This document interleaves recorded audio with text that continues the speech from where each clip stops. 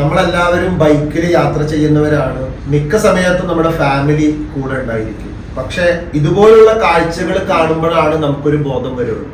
എപ്പോഴും പറയാറുണ്ട്, ബൈക്കിൽ കയറി ഇരുന്ന് കഴിഞ്ഞിട്ടുണ്ടെങ്കിൽ നമ്മളുടെ ഡ്രസ്സ് സൂക്ഷിക്കണം. പ്രത്യേകിച്ച് സ്ത്രീകളുടെ ഡ്രസ്സ് എന്ന് പറഞ്ഞിട്ടുണ്ടെങ്കിൽ ഇപ്പോൾ പല രീതിയിൽ പല മോഡലുകളാണ്. പല രീതിയിൽ വാല് തൂങ്ങിക്കെടുക്കുന്നത്, തല തൂങ്ങിക്കെടുക്കുന്നത്, ആവശ്യമുണ്ടെങ്കിൽ ഇല്ലെങ്കിൽ കുറെ വാല അങ്ങോട്ട് കാണാം ഇങ്ങോട്ട് കാണാം. പിന്നെ ബൈക്കിൽ കയറി ഇരുന്നിട്ടുണ്ടെങ്കിൽ പലപ്പോഴും പല സഹോദരിമാർക്കും ബൈക്കിലാണ് പോകുന്നത് എന്നുള്ളൊരു ബോധം പോലും ഇല്ലാത്ത അവസ്ഥ ഉണ്ട്. ആരെയും കുറ്റപ്പെടുത്തുകയോ അല്ലെങ്കിൽ നിങ്ങളുടെ കുറവുകൾ പറയുകയല്ലേ ചെയ്യുന്നത്, നമ്മുടെ ജീവൻ സംരക്ഷിക്കുന്നതിന് വേണ്ടിയിട്ട്. അതായത് നോക്കൂ, ഈ ഒരു വീഡിയോ കണ്ടാൽ മനസ്സിലാകും എത്രമാത്രം ഈ സഹോദരിയുടെ ഡ്രസ്സ് ഈ ബൈക്കിന്റെ ബാക്കിൽ ചുറ്റിക്കറങ്ങിയിട്ടുണ്ട് എന്നുള്ളത്. ഇതുപോലെ ചുറ്റിക്കറങ്ങിയിട്ട് റോട്ടില് തെറിച്ച് വീണ് തല അടിച്ചിട്ട് മരണം സംഭവിച്ചവർ എത്രയോ പേരുണ്ട്. വീണതിന് ശേഷം വാഹനത്തിന്റെ ഉള്ളിലേക്ക് പോയവരുണ്ട്. അപ്പൊ നമ്മുടെ ശ്രദ്ധ എവിടെയാണോ ഇല്ലാതെയാകുന്നത് അവിടെയാണ് മരണം ചരിക്കുന്നത്. ശ്രദ്ധിക്കണം. നമ്മൾ ഏത് വാഹനത്തിൽ, ഇപ്പൊ കാറിലാണെങ്കിൽ പോലും പല സമയത്തും പല സഹോദരിമാര് കയറി ഇരുന്നിട്ട് അങ്ങോട്ടും ഇങ്ങോട്ടും നോക്കിയിട്ട് ഡോർ അടച്ചു കഴിഞ്ഞാൽ പകുതി ഡ്രസ്സൊക്കെ ഡോറിന്റെ സൈഡിൽ നിന്ന് പുറത്തേക്ക് പോണത് കാണാം. ഇത് സഹോദരിമാരെ കുറ്റം പറയില്ല. നിങ്ങളുടെ ഡ്രസ്സുകൾ സാരി ആകുമ്പോഴും മറ്റു ഡ്രസ്സുകളൊക്കെ ആകുമ്പോൾ അങ്ങനെയാണ്. അപ്പൊ നമ്മൾ ഓൾറെഡി നമ്മുടെ ജീവൻ നമ്മളാണ് സുരക്ഷിതമാക്കേണ്ടത്. പടച്ച റബ്ബിന്റെ വിധിയാണ്, അല്ലെങ്കിൽ ദൈവത്തിന്റെ ഒക്കെ വിധിക്കങ്ങ് വിട്ടുകൊടുക്കരുത്. എല്ലാ വിധി നമ്മൾ സൂക്ഷിക്കേണ്ടതിന് നമ്മൾ സൂക്ഷിക്കണം. ഇതിപ്പോ അടുത്ത ദിവസം നടന്നൊരു കാര്യമാണ്. അത് നോക്കൂ, എത്ര ഡ്രസ്സാണ് അതിന്റെ ഉള്ളിൽ ചുറ്റിയിരിക്കുന്നത്.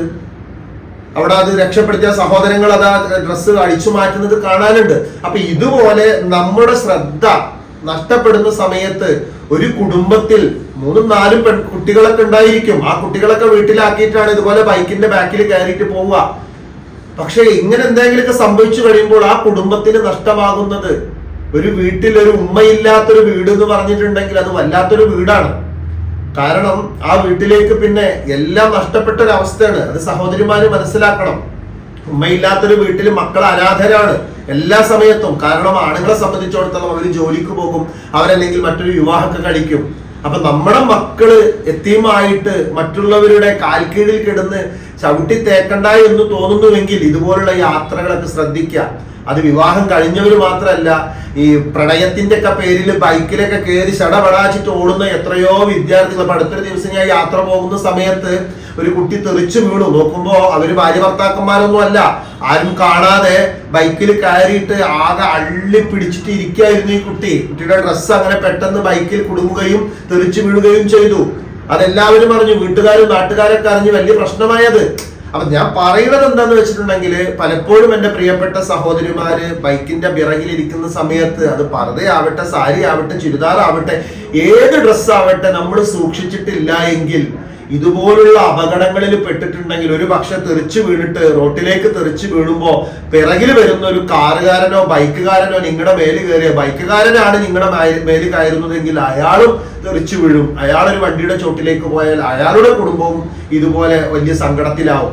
അപ്പൊ നമുക്കെന്തെങ്കിലും സംഭവിക്കാന്ന് മാത്രമല്ല, ഇതുപോലുള്ള അശ്രദ്ധകൾ കൊണ്ട് മറ്റുള്ളവർക്ക്, ഇനിയിപ്പോ നിങ്ങൾ റോട്ടിലേക്ക് തെറിച്ചു വീണിട്ട് ഒരു കാറ് വന്ന് കയറി, ആ കാറുകാരന്റെ യാത്ര അതോട് കൂടിയിട്ട് അവിടെ അവസാനിച്ചു. അവരൊരുപാട് തിരക്ക് പിടിച്ച യാത്രയിലോ അല്ലെങ്കിൽ വലിയ വലിയ കാര്യങ്ങൾ ചെയ്യാൻ പോവായിരിക്കും.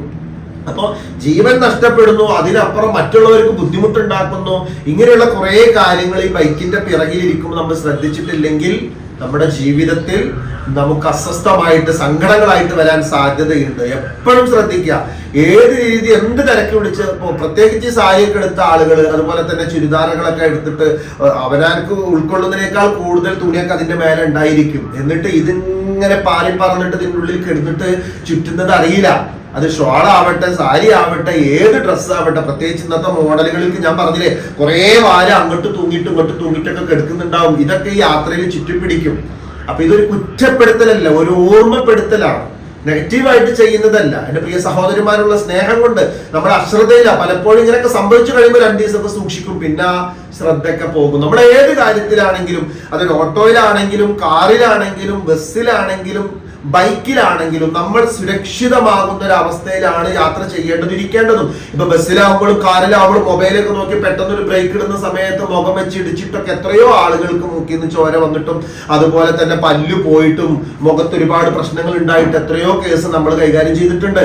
അപ്പൊ നമ്മൾ യാത്രയിൽ കുറച്ചൊക്കെ നമ്മൾ ശ്രദ്ധിച്ചിട്ടില്ല എങ്കിൽ ഇതുപോലുള്ള ദുരന്തങ്ങൾ നമ്മുടെ കുടുംബത്തിനും ദുഃഖമായിട്ട് മാറും. അതിനപ്പുറം നമുക്ക് നമ്മുടെ ജീവൻ തന്നെ നഷ്ടപ്പെടും. റോട്ടിലേക്കൊക്കെ തെറിച്ചു വീണിട്ട് പിന്നെ ഒരുപാട് മാരകമായിട്ടുള്ള അവസ്ഥയിൽ എണിക്കാൻ കഴിയാതെ, അതുപോലെ തന്നെ കാലിന്റെ തുടയിൽ പൊട്ടിയിട്ട് ബാക്ക് ബോൺ മൊത്തം ചതഞ്ഞിട്ടൊക്കെ എത്രയോ വർഷങ്ങളായി കിടപ്പിലായ ആളുകളൊക്കെ നമുക്കറിയാം.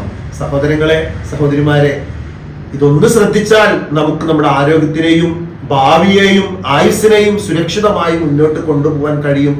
ഇത് നിങ്ങളെല്ലാവരും, ഈ പറയുന്ന ഞാനും എൻ്റെ ഫാമിലി എല്ലാവരും ശ്രദ്ധിക്കേണ്ടതാണ്. ഇത് മറ്റുള്ളവരിലേക്ക് ഷെയർ ചെയ്യുക. ഏതെങ്കിലും ഒരാൾക്ക് ബോധം വെച്ചിട്ട് ആ കുടുംബം രക്ഷപ്പെടുകയാണെങ്കിൽ അത് ഉപകാരമാണല്ലോ. ഓക്കെ, ഒത്തിരി സ്നേഹത്തോടു കൂടി പ്രസാദിക്കുക.